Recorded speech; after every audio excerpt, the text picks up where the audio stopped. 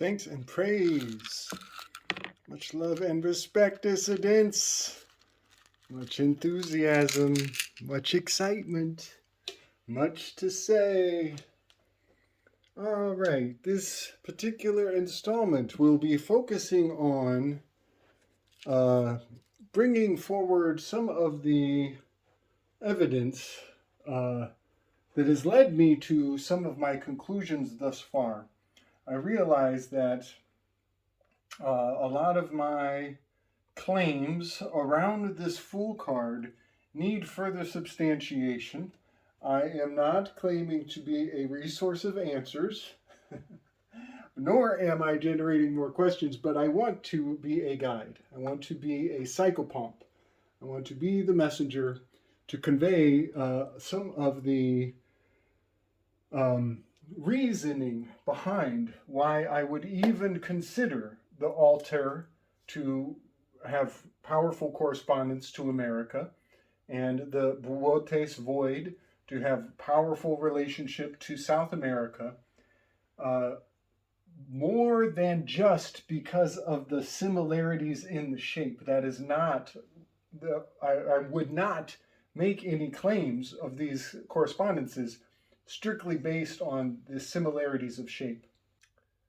And also, I guess I'll want to mention this Canadian leaf up above on his shoulder, this maple leaf, which is the symbol of the Canadian flag.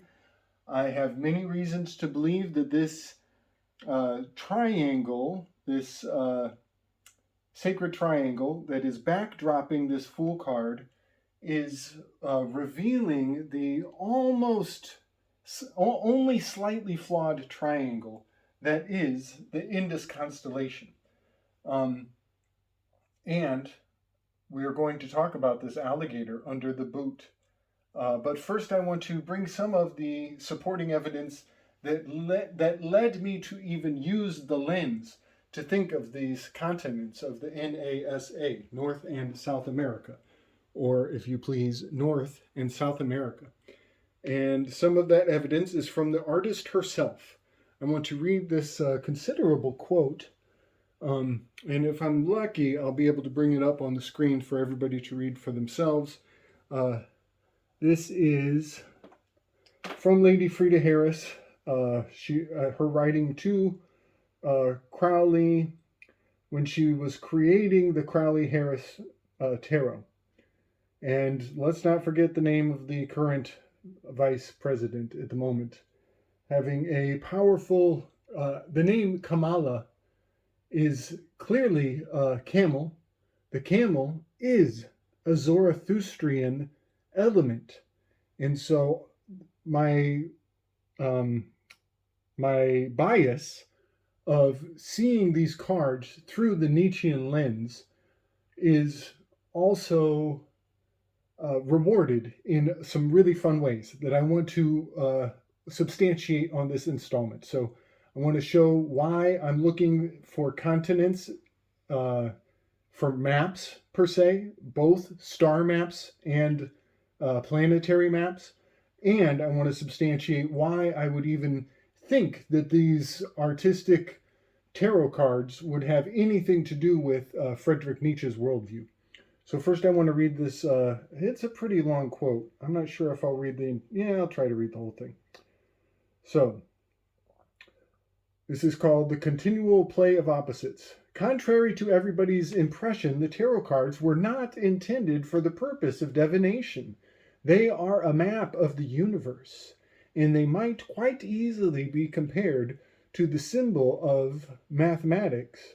Regarded as such, they represent a convenient means of stating cosmic problems, such as the grouping and the regrouping of forces, elements, and so on. Each have in the last accounted for the course taken by history of the universe, and they will probably continue to shape it in the future. I have made an effort in this present pack to embody this current mode of the century.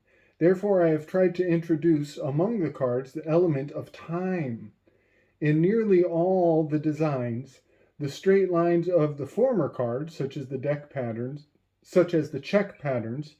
the rays of the sun, the chart of the universe, and the stars, are expressed in a curve. I hope to convey the idea of movement.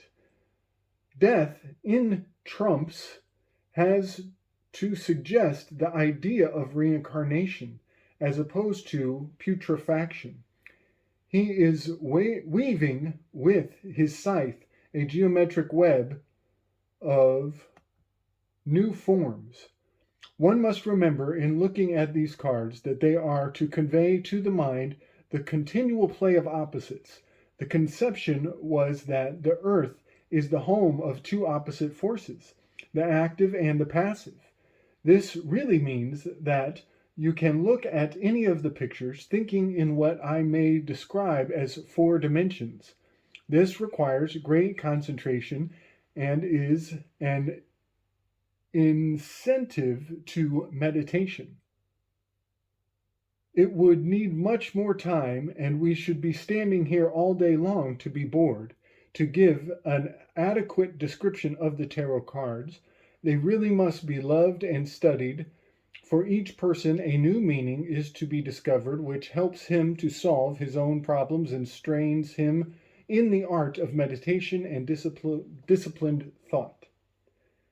If I can, I will share this. It is a note between her and Crowley, captured by Marlene Packwood in 2009.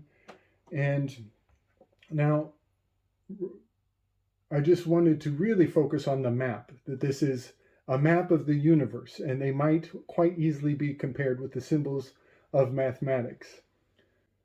Harris originally intended to portray the tarot paintings as highly expressionistic style. She had noted that she was not especially experienced in painting faces and portraiture. There is a pervasive motif in the tarot of having the characters look away from the viewer. That is the paragraph I want to focus on. Having the characters look away from the viewer. Remember, this is the Ruken figure that is drawing us into the picture. And this is Crowley giving her a hard time about her weakness in that particular aspect.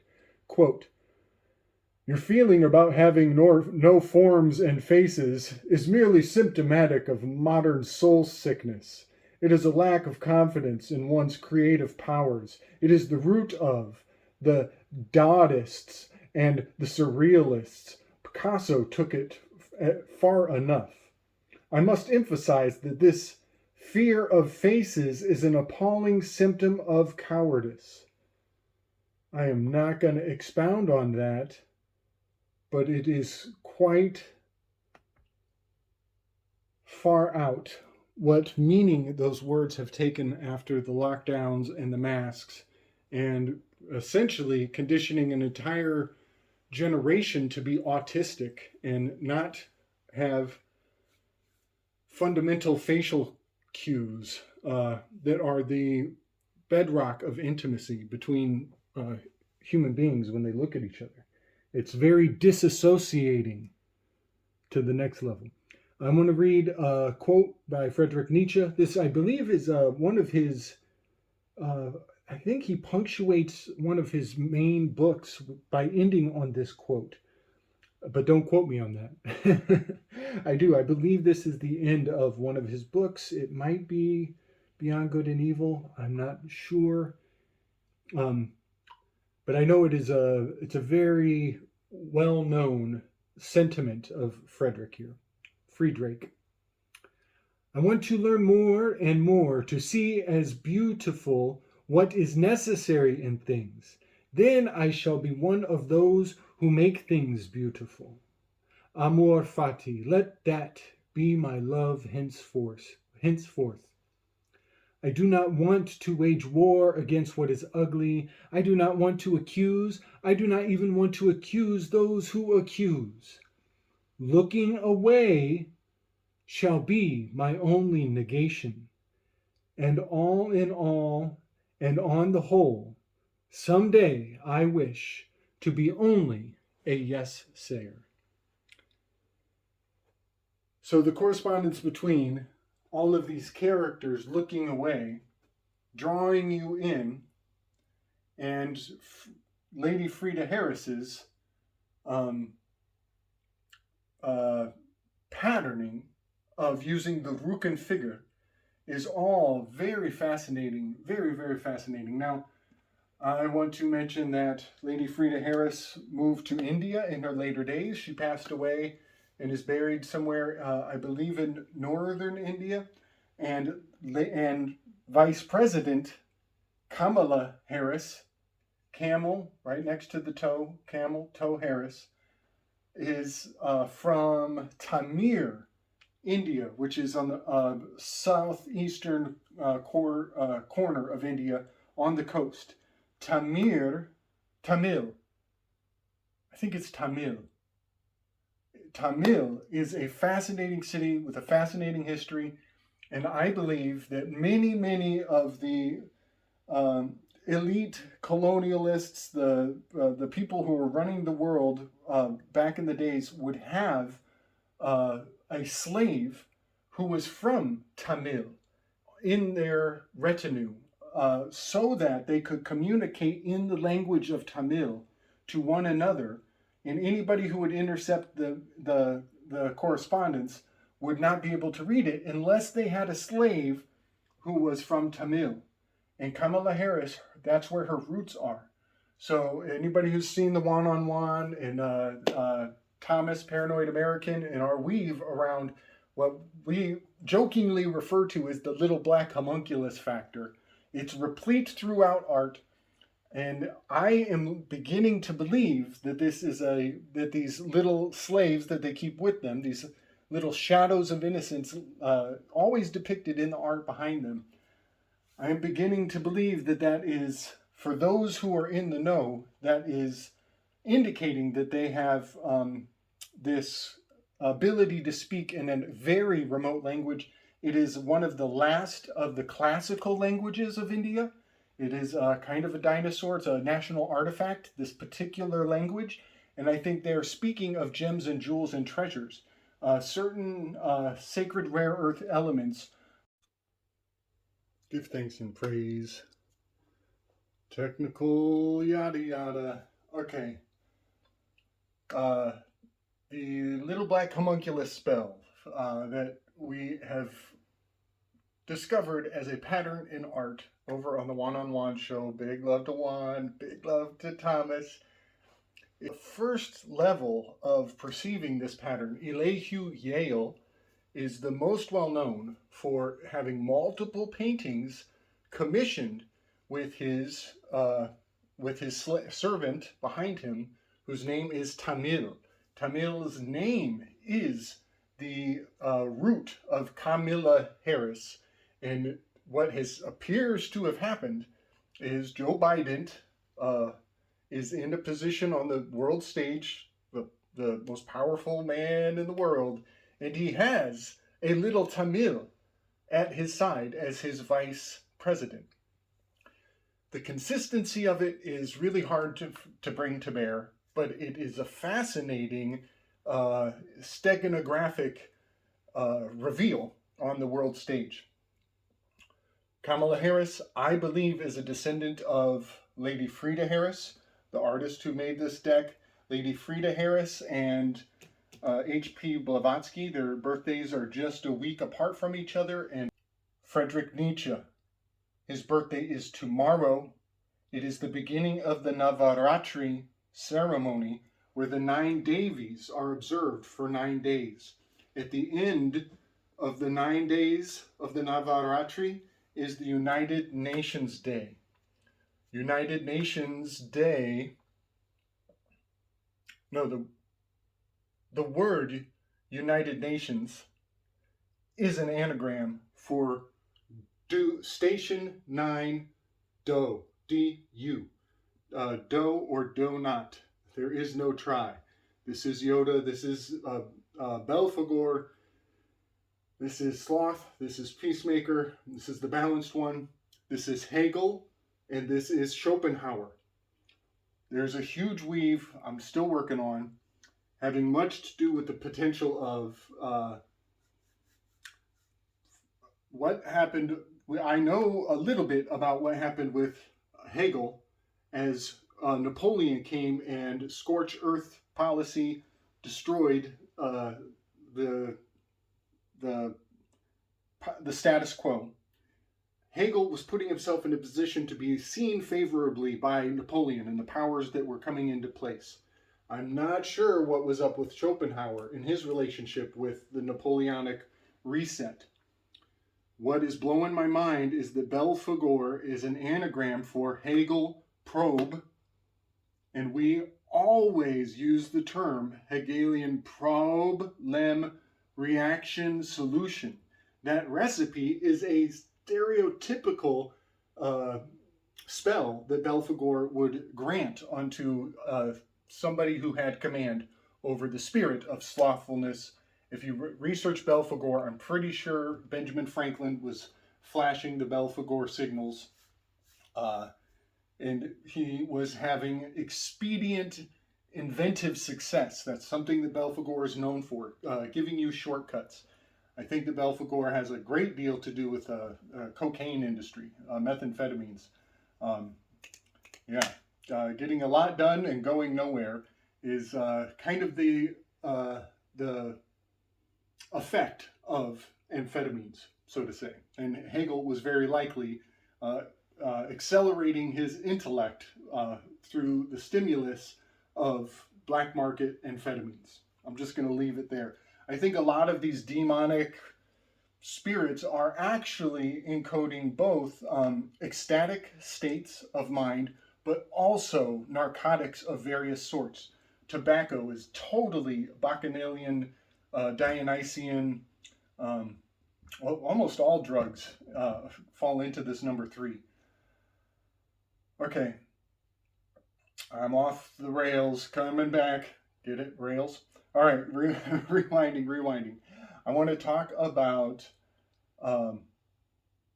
Friedrich Nietzsche also being in some more of his philosophy, because there's so much I'm not even able to bring to bear. I just want to bring one particular line into context of this Fool card, as there is a very subtle arrow pointing at this butterfly.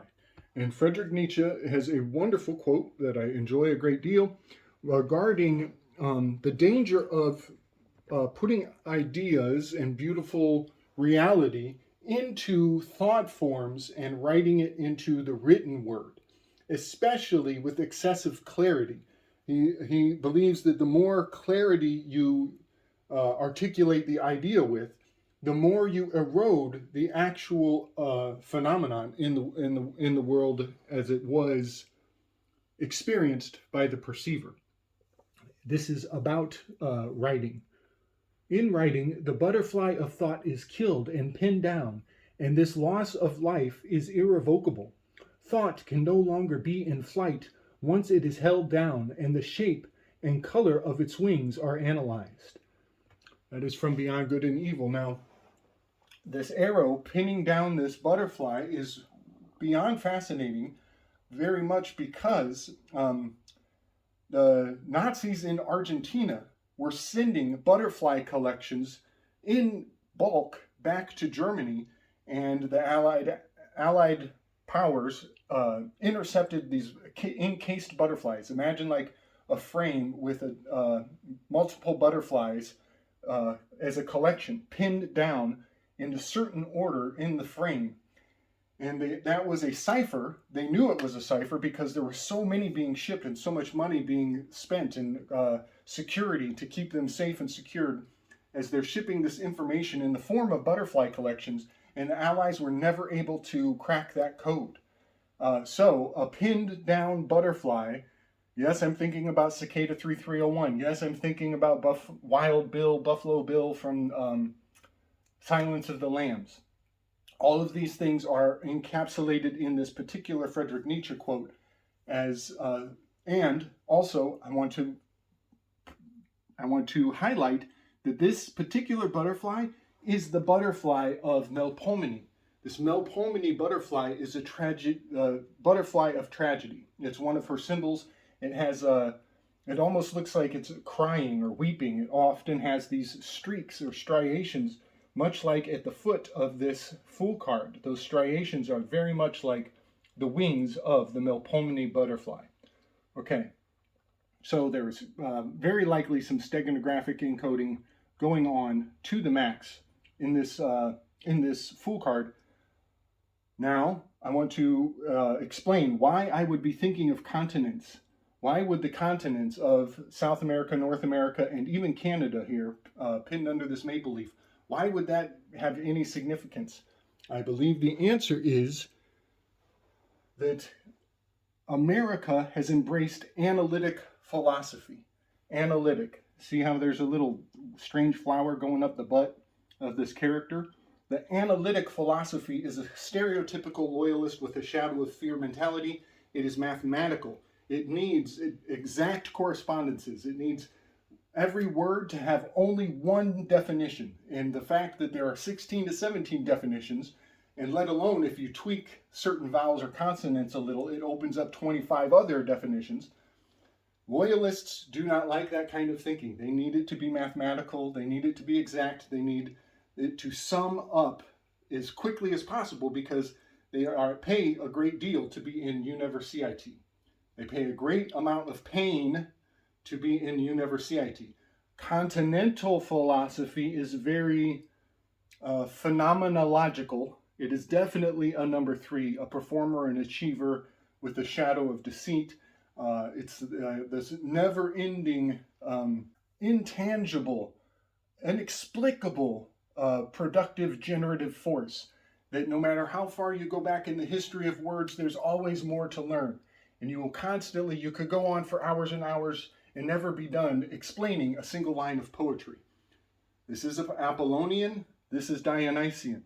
You can think of the number 6, the analytics, as they are into etymology, which is a single subcategory of philology. Philology is a broader umbrella group with so many other aspects under its wing. I'm talking about 2 wings. I'm talking about the Apollonian and the Dionysian. And when you bring the 2 together, I think the symbols of the continents of the West, of the Americas, are being infused with analytic. So I'm seeing encoded in these shapes and these forms a fusion of continental philosophy, which is native to Europe, infused with analytic philosophy. And between the 2, we have the 6 to the 3. This gator, underneath the foot of the South America, underneath Boötes, under the boot of the Fool card, is Drake's Passage. Drake's Passage is essential to controlling the climate of the world. I'm going to speak in broad terms. I want everybody to fill in the blanks on their own. Read between these lines. The Drake's Passage is a body of water between South America's Cape Horn, Chile, Argentina, where the rifle that killed JFK was registered to, and the South Shetland Islands in Antarctica. It connects the southwest part of the Atlantic Ocean, or the Scotia Sea. Scotia.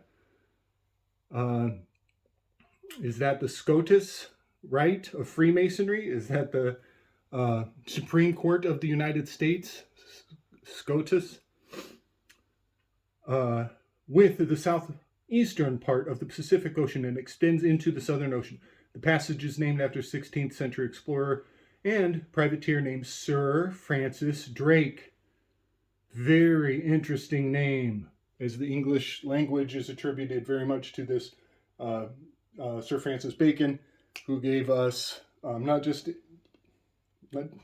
all mythology, he's also the godfather of the scientific method. As the Drake Passage is the narrowest passage, or choke point. Choke point. Look at this, the details on this Fool card. Around Antarctica, its existence and shape strongly influenced the circulation of water around Antarctica and global oceanic circulation, as well as the global climate. The bathymetry of the Drake's Passage plays an important role in global mixing of oceanic water. I'm going to bring some graphics, and a lot of the images of this cord that is wrapping around in a double egg pattern makes a great deal of sense. Also, the birds, I'm thinking of the peregrination, the pilgrimage of philosophy going east to west, west to east. And Drake's Passage is now on my radar to the max, as we know a lot of people want to control the weather, and there's a lot of dangerous people in Argentina in particular. Argin has much to do with blue. Um, you know, a lot of people are into the Pleiadians and the blue-eyed, sandy-haired Pleiadians. The playa is the beach. The beach has blue water, yellow sand. Pleiadians, the blue-eyed, the yellow-haired folks, and they're down there with their finger on the pulse. They have the pulse of the oceanic currents to control the climate. I'm going to leave it there, but we know that there's a great deal of scientific method. Sir Francis Bacon, scientific method. There's a great amount of scientists parked down in Antarctica at that particular location, as though they would presume to have a kill switch on how the climate is going to perform. Okay, with that, I will walk away. I'll try to bring as many graphics as I can, and I just want everybody to see my thought process and why controlling the Cape Horn is controlling the drug trade that is the mind-altering substances. This has a great deal to do with getting revenge for the opium wars and what we did to Asia in general hundreds of years ago. All right, big love and respect. Everybody keep your wits about you. Oh, no, I got more to say. We're coming up on Navratri, the 9 days of Navratri. Friedrich Nietzsche's birthday is the 9 days of Navratri. The United Nations Day is at the end of Navratri. I am quite convinced that this Enneagram has been in play for much longer than anybody is going to tell you. Quite convinced. It's been sitting in the backdrop all along. If anybody wants to take the time to read Francois de la Rochefoucauld, I'm quite sure he was circulating the technology of the Enneagram a long time ago. But not only is Friedrich Nietzsche's birthday the beginning of Navratri, not only is Aleister Crowley's birthday the beginning of what happened in Palestine.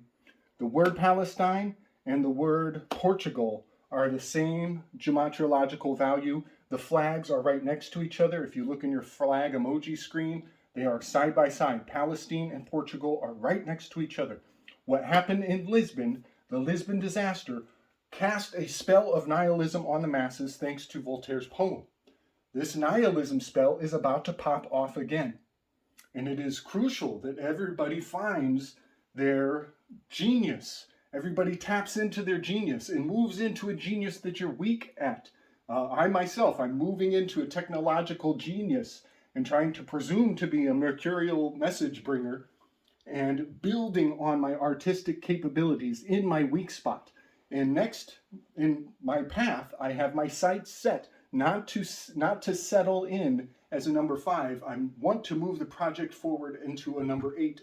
Once I feel I have affluence over the 5, I am not going to sink in or use any crutch or make any excuses. I'm on the move. I'm peregrine. I'm making a peregrination to the number 8 position in time. Wish me luck.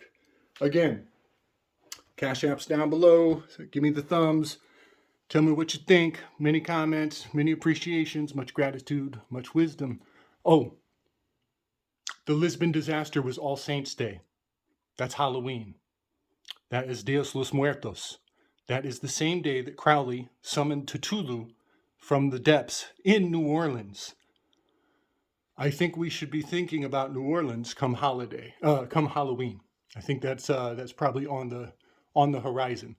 That's also where H.P. Lovecraft, Apollo Lovecraft, put the setting of Cthulhu mythology. It was all in New Orleans, having a great deal to do with the Chicxulub crater that allegedly destroyed the dinosaurs. Whatever, it's definitely a power point location, a pressure point, you could say. All right, much love and respect.